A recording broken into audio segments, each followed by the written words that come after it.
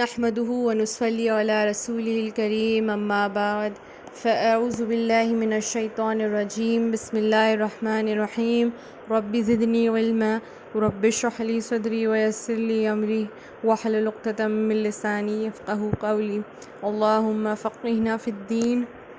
السلام علیکم ورحمۃ اللہ وبرکاتہ۔ لاسٹ موڈیول میں ہم نے جس نوٹ پر اینڈ کیا تھا اسی نوٹ سے انشاءاللہ آج شروعات کریں گے۔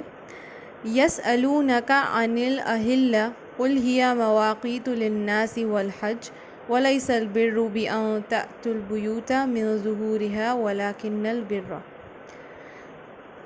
دور جاہلیت میں لوگ جب احرام کی نیت کر کے نکل جاتے تھے اور اگر کسی وجہ سے واپس آنا پڑتا تھا اپنے گھر کی طرف تو پیچھے والی دیوار کو پھیلانگ کر آتے تھے، دروازے سے، سامنے والے دروازے سے نہیں آتے تھے۔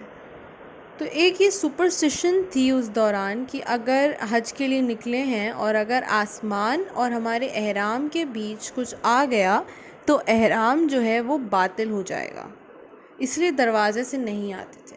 تو اللہ تعالیٰ نے بتا دیا یہ کوئی نیکی نہیں ہے، یہ بے وجہ کی مشقت ہے،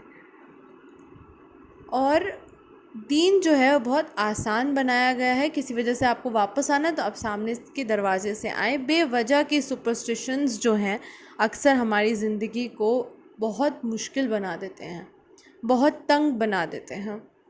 تو فضول کے جو اپنے خود کے بنائے خود ساختہ باتیں ہیں ان کو کسی بھی دین سے یا کسی بھی حدیث سے یا قرآن سے، سنت سے ثابت نہیں ہوئے۔ تو فضول میں اپنے آپ کو مشقت میں ڈالیں، سیدھے راستے کو اپنائیں، دنیا میں دین میں ہر طریقے کے۔ اس کے بعد فرمایا وَقَاتِلُوا فِي سَبِيلِ اللَّهِ الَّذِينَ يُقَاتِلُونَكُمْ وَلَا تَعْتَدُوا، اور اللہ تعالیٰ کے راستے میں جنگ کرو ان لوگوں سے جو تم سے جنگ کریں دین کی خاطر، لیکن زیادتی مت کرنا۔ اللہ تعالیٰ کی حدود اور شرع کا دھیان ہر وقت ہر حالت میں رکھنا۔ تو یہاں پر قتال یعنی کہ جہاد کا یہاں ذکر آ رہا ہے کہ ان سے جنگ کرو جو تم سے جنگ کریں۔ یہاں پر پوائنٹر یہ ہے کہ جو تم سے جنگ کریں، یعنی کہ سیلف ڈیفینس میں تم جنگ کر سکتے ہو، یہاں پر یہ بات کہی جا رہی ہے۔ تو جنگ کرو ان لوگوں سے جو تم سے جنگ کریں، اور اللہ حد سے بڑھنے والوں سے محبت نہیں کرتا، اس لیے زیادتی مت کرنا۔ وَاقْتُلُوهُمْ حَيْثُ ثَقِفْتُمُوهُمْ وَأَخْرِجُوهُمْ، تو کیا ہے،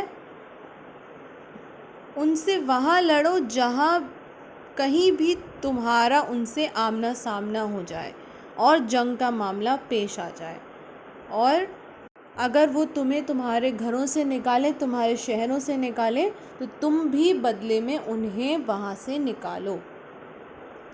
اور اللہ تعالیٰ نے یہاں واضح کر کے یہ بھی بتا دیا کہ حالانکہ جنگ یا قتل یا اٹیک برا ہے، لیکن ظلم کا جو سہنا ہے وہ اس سے بھی برا ہے۔ یہ قرآن میں یہ بات لکھ دی گئی ہے کہ ظلم سہنا اس سے بھی زیادہ برا ہے۔ تم اگر اس کنڈیشن میں ہو، اس حالات میں ہو کہ مقابلہ کر سکتے ہو، ریٹیلیٹ کر سکتے ہو تو ریٹیلیٹ کرو، اور دین کے نام پہ ریٹیلیٹ کرو۔ آپ صلی اللہ علیہ وسلم جب لشکر کو یا اپنی جو آرمی ہے ان کو جنگ کے لیے بھیجتے تھے تو انہیں یہ تاکید کرتے تھے، ان کو ریسٹرکٹ کرتے تھے کہ جو مارے ہوئے ہیں ان کے اعضوں کو مت کاٹنا، اور خیانت یعنی کہ مال کی چوری نہ کرنا، اور دھوکہ نہ کرنا، اور بچوں کو، عورتوں کو، بزرگ یا عبادت گزار لوگ اگر کچھ نہیں کہہ رہے ہیں تم سے تو تم انہیں چھوڑ دینا۔ یہ تھی رحمت کی حد۔ یہاں تک کا اتنا رحم کیا ہے آپ صلی اللہ علیہ وسلم نے ان سے بھی جو ان کے دشمن تھے، ان سے جنہوں نے انہیں اپنے گھروں سے، اپنے شہر سے نکلنے پر مجبور کر دیا اور انہیں بہت زیادہ ظلم ڈھائے اوپر، ان کے ساتھ یہ والا رحمت کا معاملہ تھا۔ اس کے بارے میں تھوڑی سی ایک حکمت یہ آتی ہے کہ مکے میں مسلمان جو ہیں وہ 13 سال تک رہے۔ یہ تھوڑا سا میں بیک ڈراپ میں بتائیں تاکہ آپ کو تھوڑا سمجھ میں آئے، جب میں نے لائن بولی کہ مکے سے نکال رہے تھے، اور یہ جو بات ابھی یہاں کہی گئی کہ تمہیں جو گھروں سے نکالے تو تم بھی انہیں وہاں سے نکالو، تو اس کا تھوڑا بیک ڈراپ سمجھنا ضروری ہے۔ تو مکے میں مسلمان 13 سال تک رہے، اور ان کے اوپر بہت ظلم ہوئے، کیونکہ وہ تو ایک جہالت کا دور تھا۔ ان کا سوسائٹل بائیکاٹ کر دیا گیا، بہت مارا پیٹا جاتا تھا، گھروں سے نکال کر جیل میں بند کر دیا جاتا تھا، پر وہ بدلہ لینا چاہتے تھے، کیونکہ یہ آیت آ گئی کہ جنگ کرنا ہے اللہ تعالیٰ کے راستے میں، تو وہ بدلہ لینا چاہتے تھے، پر ان کے ہاتھ روک دیے گئے۔ اللہ تعالیٰ کی طرف سے وحی یہ آئی کہ ابھی جنگ نہ کی جائے۔ کیوں؟ کیونکہ ان کی تعداد بہت کم تھی، اسٹرینتھ بہت کم تھی۔ لیکن جب ان کو نکال دیا گیا اور ان کو ہجرت کر کے مجبوراً مدینہ آنا پڑا، تب ان کی اسٹرینتھ بڑھ گئی، کیونکہ ان کو دیکھ کے، ان کی ایگزامپل کو دیکھ کے بہت سارے مدینہ کے لوگ جو تھے وہ ان سے جڑنے لگے، ان سے انفلوئنس ہونے لگے آپ صلی اللہ علیہ وسلم سے اور صحابہ کرام سے، تو ان کی اسٹرینتھ بڑھ گئی، سیاست سی ایک قائم ہو گئی، مطلب ایک آرگنائزیشن سی ان کی قائم ہو گئی جو کہ بہت طاقتور تھی۔ اور اب جو ہے اجازت اللہ تعالیٰ کی طرف سے مل گئی کہ اب جا کے تم بدلہ لے سکتے ہو۔ تو کیا تھا یہاں پر، اگر جب اتنی ہمت نہیں ہے، اتنی اسٹرینتھ نہیں ہے، پتہ ہے کہ ہلاک ہو جائیں گے سامنے جائیں گے، تو تب جنگ کرنا بیکار ہے۔ جب اس حالات میں ہو کہ آپ اسٹریٹیجکلی اور اپنے فزیکل اسٹرینتھ سے سامنے والے کو گرا سکتے ہیں، تبھی جنگ کے لیے نکلیں۔ اور پھر کیا فرمایا کہ آپ بدلہ لو، کیونکہ یہ جو ایک ایمبین سا بن گیا تھا مکہ مدینہ میں کہ اللہ تعالیٰ کی یا توحید کی بات کرنا یہی جرم قرار دے دیا گیا تھا، ایک فتنہ سا پھیل گیا تھا، کیونکہ اللہ کی راہ سے یہ روکنا ہوا لوگوں کو۔ تو اللہ تعالیٰ یہی فرما رہا ہے یہاں پر کہ فتنہ جو ہے یہ قتل سے زیادہ شدید ہے، اس لیے قتل جائز ہے، اور فتنہ جو ہے وہ جائز نہیں ہے، وہ بہت زیادہ خطرناک ہے۔ قتل کرنا اپنے دین کے لیے، اپنے دین کو بچانے کے لیے، فریڈم آف ریلیجن کے لیے قتل کرنا۔ آج کل بھی ہمارا ریلیجن جو ہے، حالانکہ کافی ایک کہنے کو فریڈم ہے، لیکن اندر اگر ہم تھوڑا سا ڈیپ ڈائیو کریں تو لوگوں کے دلوں میں بہت زیادہ بغض اور نفرت ہے اسلام کو لے کر۔ یہاں پر بھی بہت ساری جگہوں پہ، اسکولز میں، آرگنائزیشنز میں آپ کو اپنا ریلیجن پرفارم کرنے کا پرمیشن نہیں ملتی ہے۔ حالانکہ بہت جگہ یہ ہوتا ہے کہ اکثر میں نے یہ دیکھا ہے، اور میں خود بھی جس اسکول میں گئی ہوں اس میں ایک کانوینٹ اسکول تھا، نن ڈریون، اس کو رن کرتی تھیں جو ننز ہوتی ہیں، تو کانوینٹ اسکول تھا، اور اس میں صبح پراپر وہ جو ایک کرسچین والی پریئرز ہوتی ہیں اور جو سانگز اور کیرلز ہوتے ہیں وہ سب گائے جاتے تھے، اور وہاں کی خود کی جو پرنسپل اور مینجمنٹ ہوتی تھیں وہ پورا اسی لباس میں ہوتی تھیں، لیکن اگر کوئی لڑکی حجاب پہن کر گھر اسکول میں آ جائے تو اس کو حجاب اتارنے پر مجبور کیا جاتا تھا۔ تو آپ اپنا ریلیجن پریکٹس کر سکتے ہیں، ہم نہیں کر سکتے۔ آج بھی اسلام کے لیے یہ نفرت اور ایک یہ کولڈ وار چھڑا ہوا ہے، اور یہ سامنے کا آ جائے معلوم نہیں۔ تو ہم سب کو ریڈی رہنا چاہیے کہ ہمیں اپنے دین کو کیسے پروٹیکٹ کرنا ہے۔ پہلے کیونکہ یہ ہوتا تھا مکے میں کہ جو قبیلے کا سردار ہوتا تھا وہ جس ریلیجن پہ ہوتا تھا وہی سب فالو کرتے تھے، ایک طریقے سے وہی اپنے آپ کو ریلیجن بنا لیتا تھا، اور اس وقت ٹرانسگریس کرنا یعنی کہ اپنے ریلیجن کو چینج کرنا الاؤڈ نہیں تھا۔ لیکن پھر یہ جو اسلام آیا تو اس نے یہ فریڈم دی لوگوں کو، چوائس کی، کہ لوگ اپنی چوائس سے ہٹ سکتے ہیں اور ایک ان کے اگینسٹ کھڑے ہو سکتے ہیں اور اپنے حق کی لڑائی لڑ سکتے ہیں۔ پھر لوگوں نے جو وہ دل میں چھپائے بیٹھے تھے اور کچھ اتنا ایکسپریس نہیں کر پا رہے تھے ڈر کی وجہ سے، انہوں نے کھل کے دین ڈکلیئر کیا، اسلام ڈکلیئر کیا، اور یہ ان کا ایک کہنا چاہیے کہ ایک ہیون تھا ان کے لیے، ایک انلیشنگ تھی ان کے دل کی بات کی، اور وہ اب ان کے لیے ایک سیٹسفیکشن تھا اور ایک کیئر فری زندگی تھی۔ ہمارے لیے الٹ ہے، ہم ڈکلیئر کر دیتے ہیں اوپنلی کہ ہم دین اسلام پر ہیں، پر دل میں کفر بھرا ہوتا ہے۔ ان کے لیے بات الٹی تھی، ان کے دل میں دین تھا اور زبان سے وہ بیان نہیں کر پاتے تھے، اور ہمارے آج زبانوں پہ تو خوب ہے لیکن دل میں قطرہ بھر بھی نہیں ہے۔ تو ہم بھی اپنا جائزہ لیں کہ کس دور کی بات، کس دور کے ایگزامپلز ہم پڑھ رہے ہیں اور اس کا بالکل الٹ ہم کر رہے ہیں۔ اب اس کے بعد جو ہے حرام مہینوں کا ذکر ہے، اور اس سے پہلے حرام جگہوں کے لیے، جو جنگ کے لیے حرام جگہیں ہیں، یعنی کہ مکے کے آس پاس، مدینے کے اندر جنگ کرنا حرام ہے۔ تو اللہ تعالیٰ نے فرمایا کہ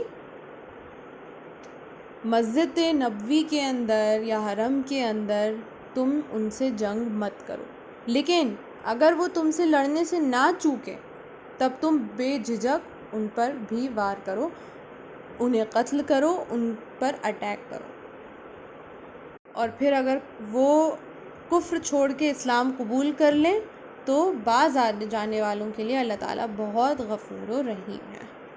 اور پھر کیا فرمایا؟ وَقَاتِلُوهُمْ حَتَّى لَا تَكُونَ فِتْنَةٌ وَيَكُونَ الدِّينُ لِلَّهِ۔ تو مین ریزن کیا ہے فتنہ کو توڑ دینا؟ جو یہ فتنہ فساد پھیلا ہوا ہے، جب تک وہ ختم نہ ہو جائے تب تک جنگ ختم نہیں ہوگی، کیونکہ وہی جنگ کا پرپس ہے۔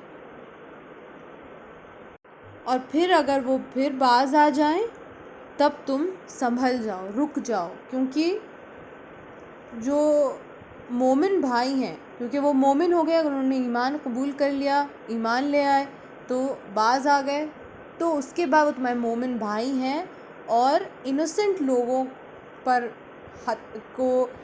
وار کرنا، پر اٹیک کرنا، یہ حرام ہو جائے گا پھر، کیونکہ اگر وہ باز آ گئے ہیں تو پھر ان سے جنگ نہیں کیا جا سکتی، ان کو بخش دیا جائے گا۔ الشہر الحرام بالشہر الحرام والحرمات قصاص فمن اعتدى علیکم فاعتدوا علیہ بمثل ما اعتدى علیکم واتقوا اللہ واعلموا ان اللہ مع المتقین۔ اور حرام مہینے، جو ماہ حرام ہیں، یعنی کہ محرم، رجب، ذی القعدہ، ذی الحج، ان 4 مہینوں میں، محرم، رجب، ذی القعدہ، ذی الحج، ان 4 مہینوں میں جنگ کرنا ممنوع ہے۔ لیکن پھر وہی بات ہے، اگر جنگ چھیڑ دی گئی ہے سامنے سے تو بدلہ لینا تم پر جائز ہے۔ دونوں چیزیں یہی ہے کہ اگر ایسی جگہوں پہ جو بتا دی گئیں، جو حرام جگہیں ہیں، اگر وہاں پر تم انیشیٹ مت کرنا، سامنے سے اگر اٹیک ہوتا ہے تو تم ریٹیلیٹ کرنا۔ سملرلی حرام مہینوں میں ویسے تو منع ہے، لیکن اگر سامنے سے اٹیک کیا جاتا ہے تو سیلف ڈیفینس میں تم بھی بے جھجک آگے بڑھ کر جنگ کرنا۔ اور یاد رکھنا کہ اللہ تعالیٰ انہی لوگوں کے ساتھ ہے جو اپنی حدوں کو توڑنے سے بچتے ہیں، حدوں کو نہیں توڑنا ہے۔ کوئی حرمت اگر پامال کرے تو قصاص کرو، اگر زیادتی کرے تو زیادتی کرو، لیکن تم خود سے زیادتی کرنے آگے مت بڑھنا، یہ بات بھی بتا دی گئی۔ خود سے تم ظلم کی ابتدا نہ کرو، کسی کی حرمت کو پامال نہ کرو، اور اشتعال کے وقت بھی اعتدال یعنی کہ ماڈریشن سے کام لو، اس کا دامن مت چھوڑو۔ نصیحت کے بدلے گالی مت دو، اور کیونکہ اس کی پکڑ ہوگی۔ اور اس کے ساتھ ساتھ یہ بھی بتا دیا گیا کہ اگر تم کمزور ہو یا پھر تم جنگ کرنا نہیں چاہتے، یہ تم پہ فرض نہیں ہے کہ تم بدلہ ہی لو، لیکن اگر تم معاف کر دینا چاہتے ہو یہ سوچ کے کہ یہ شاید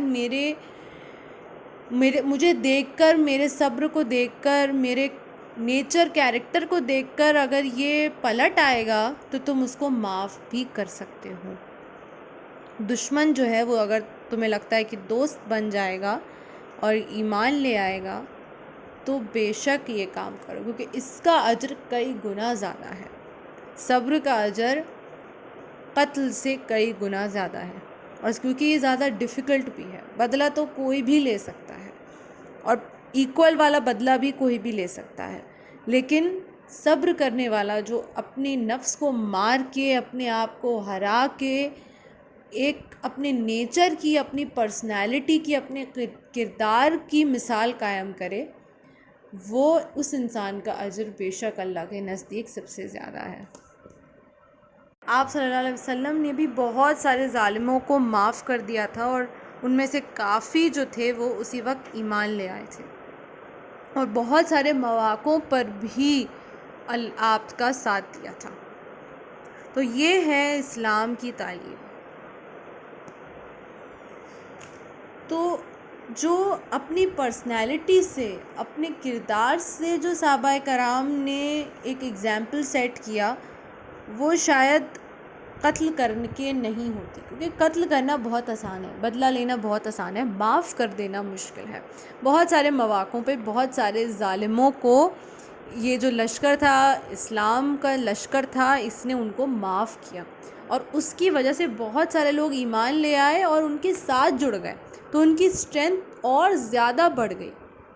تو وہ طاقت اسلام کو ملی جو شاید مار کر، قتل کر کر بھی نہیں ملتی. تو بہت کیس میں یہ ہوا کہ معاف کر دینا، صبر کر لینا اسلام کے لیے بہت فیوریبل رہا، اور آگے جنگ کرنے میں، آگے جہاد کرنے میں بہت فائدے میں رہا. کیونکہ اگر وہ لوگوں کو قتل کر دیتے تو ان کے بھی مارے جاتے، ان کی تعداد کمزور ہوتی، آگے ایک نیا لشکر کھڑا ہو جاتا تو ان کے ساتھ لوگ نہیں ہوتے. لیکن یہاں پر لوگوں کو کنورٹ کر کے جو اپنی طرف لائے، اس سے ان کی جو اسٹرینتھ بڑھی، وہ سامنے والوں کے لیے زیادہ بڑی ہار ہے نا. تو یہ آج جو تعلیم ہے بہت اہم تعلیم ہے، اور یہ صرف جہاد سے یا جنگ سے متعلق نہیں ہے، یہ ہماری عام روزانہ کی زندگی میں بھی ہے. عام زندگی میں بھی بہت سارے لوگوں سے ہم بدلہ لیتے ہیں، اور بدلے کی جو یہ فیلنگ ہے یہ غلط نہیں ہے. اگر کسی نے آپ کے ساتھ غلط کیا ہے، آپ غلط کرنا چاہتے ہیں، آپ کر سکتے ہیں، اس میں کوئی گناہ نہیں ہے.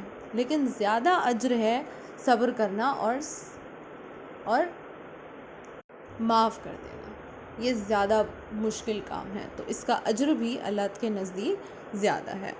وآخر دعوانا الحمد للہ رب العالمین. السلام علیکم ورحمۃ اللہ.